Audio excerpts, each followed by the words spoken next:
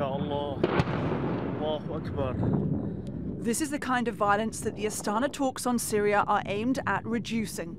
At the last round in July, delegations from Russia, Iran and Turkey talked about creating 4 main de-escalation zones. One of them is in the north of Homs province, where around 180,000 civilians, men, women and children, live under the control of a rebel alliance. I'm the chief of police in a village that belongs to Al Hola. I feel sorry to say that the last talks gave us a negative impression. They talked about ceasefire, but we only saw the opposite. Yesterday there was an ongoing mission in the sky.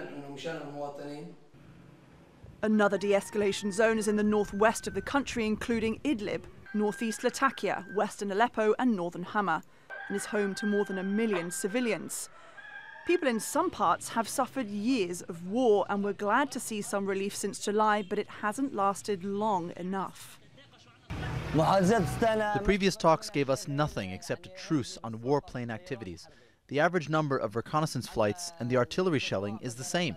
I expect nothing but the same failure from the coming talks. Nothing is expected but forced displacement.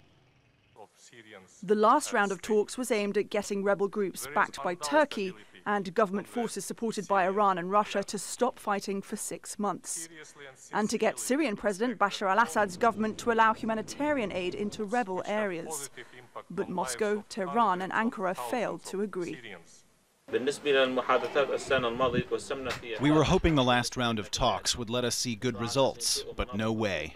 Every day in Al Hola, there is an escalation of violence. We still hope the next round of talks will decrease the escalation here. I expect a new era in Syria that needs new faces and new leaders so as to sort the crisis out once and for all. The Syrian opposition is being represented at separate UN-backed talks in Geneva with Damascus to cooperate in the fight against ISIL. They want to see a political transition to remove President Assad from power.